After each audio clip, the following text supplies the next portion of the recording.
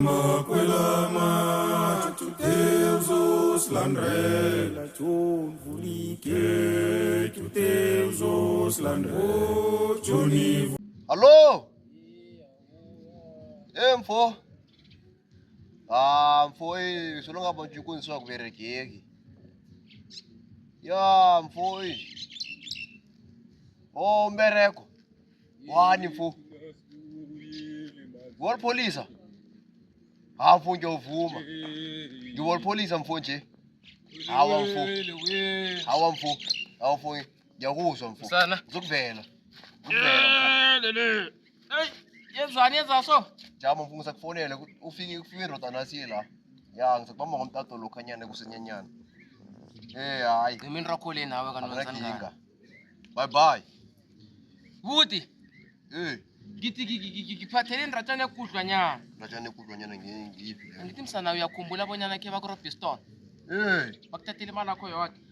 Mina ngagadanga ngesifuba ngabetjho. Wabethu ngiyakhumbula. Manje umsanami loyo omhlophe khulu loyo ongazuthi ufuze abantu loya. Ungitshela ukuthi batsho. Bakunenranya abayihlelileko banetsho mali. Naletsho mali. Iye bathi bakuthatha umsalo yamali lo sigibhele isigidelo ya. Umsalo loyo. Bathi ukhambile bathi ematshwaleni umsalo. Ematshwaleni. Yeke bahlelile bonyana bombamba into leya i-robs irobhari. ngathi ngiyo Njengathi lokho nakasithathela kwethu nakasithethawo.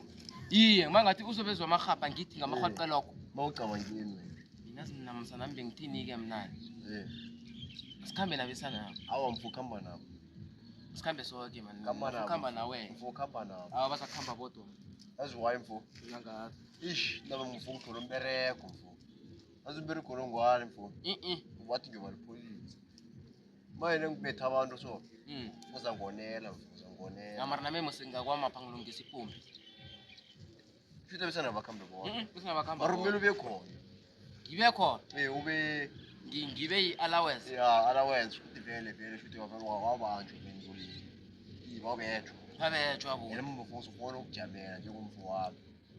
uzabamjamela buti izwele sabangena besanaba ngamarhoqela buti angithi yelele azi msana ngenzeni-ke mna-ke njenganje angiyokujika ngakwamapha ngiqedele ukulungisa ipompe leya Yopombe. uyangibamba ne wele sokana jebuti Nenza so.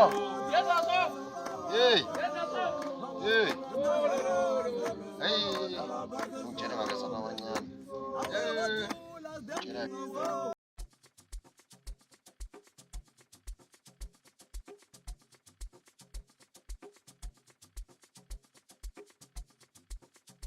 wele sokana jebuti Hey! buti Budi! kwasani He! yenza so So! awale ngiyambuza Ubuyile mati. buyile buti Ikhona mati ngiyacabanga bonyana nicheckini musijame kuhle. ithathini khona buti Eh, ithathini Hani nje? ya yenza so buti zoba ricane nangaphakathi cala buti Ewo Budi. nasuyibona yesani Ibaliwe ukuthi Doni ngiyabuya. Emergency. ezidini Mati. amathi uthini kanti Hani mati njalo kama ngeteksi la.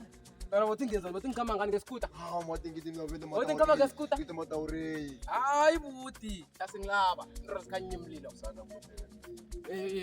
Bana Mati mina ngikwele. ngiyakomahlangu kwala ngaphi esikhambe Ngiyamati. kwala ngaphi esikhambe Mati ngiyakwele. mara uyaphi Mara mati. kwela-ke sikhambe mara tsheda ngidakazi ukuthi uyaphi kwabani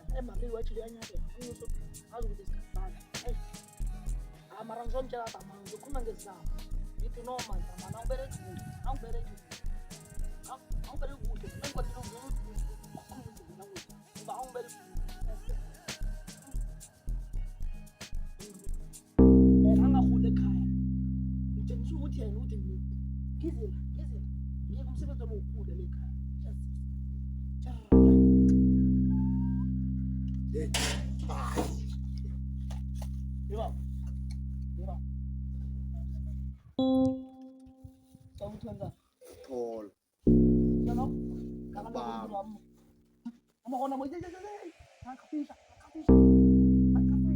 Thola sekucabangile. Sacawubona ucabangile.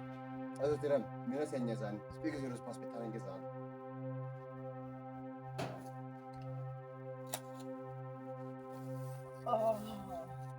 Dala phansi. Yo. Phansi. Le uyasikinya. Amashela umkhulu bephiwe, yazi. Amara ki kentse. Kinne kentse nda. Sukuma. Le ukwalela. Amanke ba to ribu. Basibuyi next la. Ebulana.